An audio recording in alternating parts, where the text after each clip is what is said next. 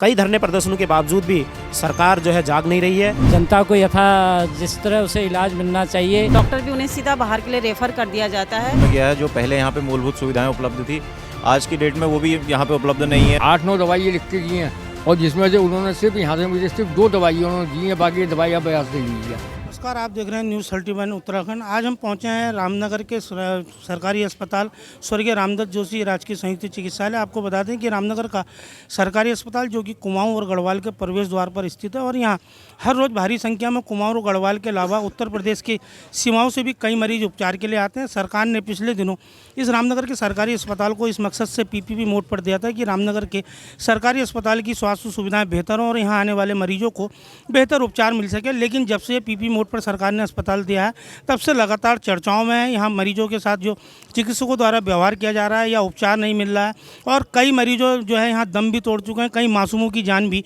यहाँ जा चुकी है। और इसको लेकर कई बार धरने प्रदर्शन के माध्यम से लोग अपनी आवाज़ सरकार तक पहुँचा चुके हैं, लेकिन आज तक सरकार के कान पर जू नहीं रेंग रही। आज फिर रामनगर में सोमवार को रामनगर विकासखंड के पूर्व ब्लॉक प्रमुख और वर्तमान में ज्येष्ठ ब्लॉक प्रमुख और कांग्रेस के वरिष्ठ नेता संजय नेगी के साथ तमाम जनप्रतिनिधि यहाँ धरने पर बैठे हैं और उन्होंने सरकार के खिलाफ नारेबाजी करते हुए कुछ मांगों को लेकर कई गंभीर आरोप चिकित्सालय प्रशासन और सरकार पर लगाए। हम बातचीत करेंगे, संजय नेगी जी हमारे साथ हैं और भी यहाँ धरने पर बैठे हुए लोगों उनसे भी बातचीत करेंगे कि किस प्रकार की यहाँ व्यवस्थाएं हैं और किस प्रकार से लोग आक्रोशित हैं।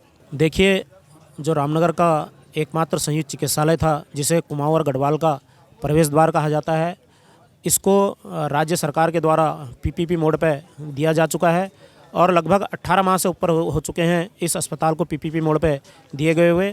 लेकिन 18 माह में यहाँ पे न जाने कितने धरने प्रदर्शन इस अस्पताल को PPP मोड से हटाए जाने की मांग को लेकर किए जा चुके हैं, क्योंकि जब से ये हॉस्पिटल PPP मोड पर दिया गया है लगातार अव्यवस्थाएं जारी हैं।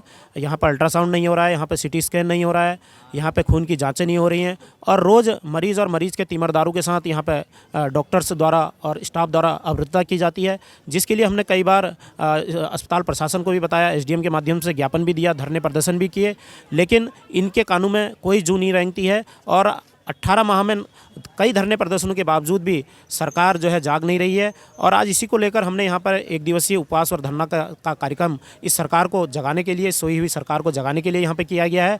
और आपने देखा होगा अब इस रामनगर के अस्पताल को स्वास्थ्य मंत्री भी मिल चुका है। धन सिंह रावत जी अभी 15-20 दिन पहले यहाँ पर विधायक जी के साथ यहाँ पर आए थे और लगातार विधायक जी ने भी ये कहा कि इस हॉस्पिटल में व्यवस्थाएँ हैं। जब सरकार के लोग ये कहते हैं कि इस जो है अस्पताल में व्यवस्थाएँ हैं तो क्यों जो है सरकार जाग नहीं रही है, क्यों जो है सरकार इस अस्पताल को PPP मोड से नहीं हटा रही है, क्यों इसकी व्यवस्थाओं में सुधार नहीं किया जा रहा है। और रामनगर के जो भाजपा के कार्यकर्ता हैं, जो भाजपा के पदाधिकारी हैं, जो विधायक जी हैं, जो ब्लॉक प्रमुख हैं, उनसे ये पूछना चाहती है कि आखिर क्यों रामनगर की जनता के साथ खिलवाड़ किया जा रहा है और इस जो स्वास्थ्य सेवाएँ हैं, जो आम जन से जुड़ा हुआ मांग है और जो रामनगर की जो गरीब जनता है वो इस हॉस्पिटल में यहाँ पर अपना इलाज कराने के लिए आती है, उसे समुचित इलाज क्यों नहीं मिल पाता है। जब 15 दिन पहले यहाँ पर धन सिंह रावत जी यहाँ पर पहुँचे थे और उन्होंने यहाँ की व्यवस्थाएँ सुधारने की बात कही थी, लेकिन उसके अगले दिन से ही यहाँ पे अल्ट्रासाउंड बंद पड़ा हुआ है, यहाँ पे CT स्कैन बंद पड़ा हुआ है, यहाँ पे लगातार मरीजों के साथ अभद्रता हो रही है। और 2 दिन पहले आपने देखा होगा कि एक मरीज यहाँ पर अपनी पत्नी को लेकर आता है और उससे ये कह दिया जाता है, वो गर्भवती पत्नी को लेकर जब यहाँ पर आता है तो उससे बिना देखे उससे ये कह दिया जाता है कि आपकी पत्नी के जो बच्चा है वो बच्चा असुरक्षित है, वह सुरक्षित नहीं है, जच्चा और बच्चा को खतरा है, उसे हायर सेंटर रेफर किया जाता है। 108 के भी जाती नहीं है तो वो अपनी पत्नी को टेम्पो में बैठाकर घर लेके जाता है और घर में उसकी नॉर्मल डिलीवरी हो जाती है। हमारे साथ मौजूद हैं रामनगर विधानसभा के युवा कांग्रेस के विधानसभा अध्यक्ष गोपाल सिंह अधिकारी भी यहाँ धरने पर बैठे हैं और हम बातचीत करेंगे कि जो है किस प्रकार से यहाँ मरीजों को दिक्कतें हो रही हैं।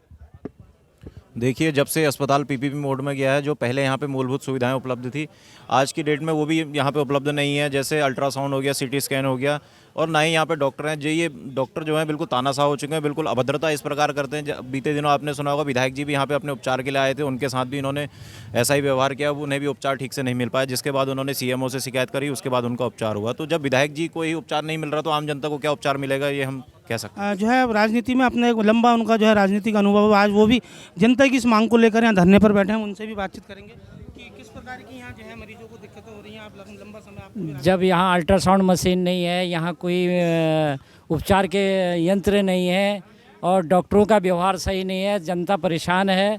जनता को यथा जिस तरह उसे इलाज मिलना चाहिए उउस तरह से इलाज नहीं मिल रहा है, सारी अव्यवस्था है। इसलिए हमारी भी ये मांग है कि इसे पीपी मोड से हटा करके इसको सरकार राज्य व्यवस्था में डाले और यहाँ सही तरह से उपचार हो पाए जैसे पहले हो रहा था।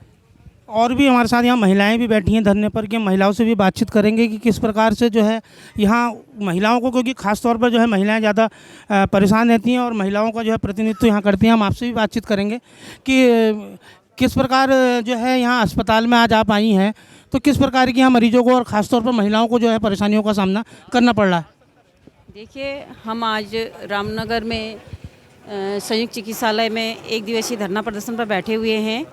जो भी यहाँ पेशेंट आता है तो उसको बहुत ही दिक्कतों का सामना करना पड़ता है। कोई सारी फैसिलिटी कुछ नहीं मिलती है उन्हें, डॉक्टर भी उन्हें सीधा बाहर के लिए रेफ़र कर दिया जाता है।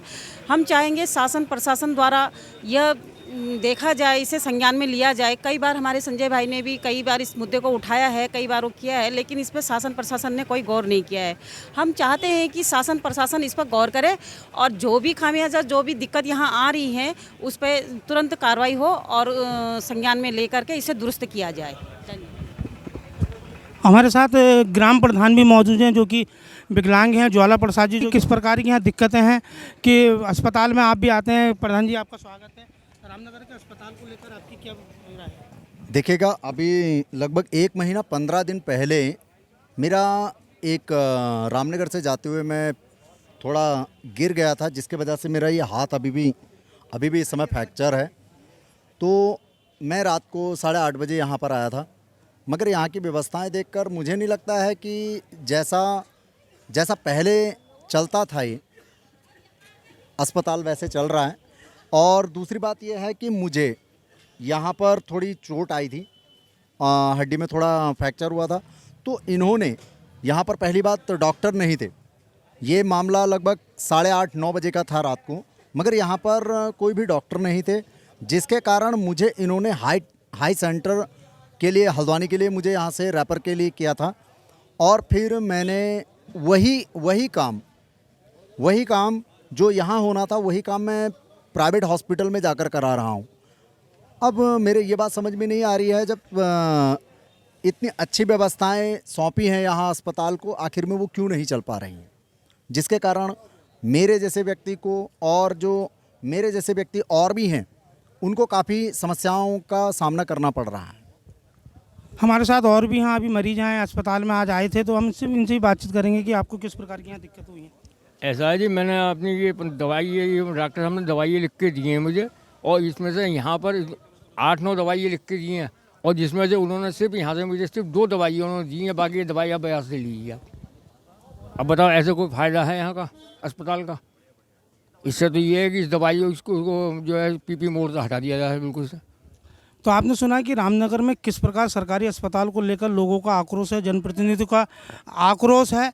तो हम आपको ये भी बता दें कि पूर्व में यहाँ जब कोरोना की दूसरी लहर आई थी तो प्रदेश के कैबिनेट मंत्री बंशीधर भगत, जो कि जिनको जिले का कोविड प्रभारी मंत्री बनाया था, उन्होंने अस्पताल का निरीक्षण किया था। निरीक्षण के दौरान जो चिकित्सालय पीपी मोड के जो ठेकेदार हैं उनको बुलाया था, तो ठेकेदार ने भी जैसा जवाब दिया उसको देखकर सोशल मीडिया में भी और मीडिया में भी काफ़ी वो वीडियो वायरल हुए।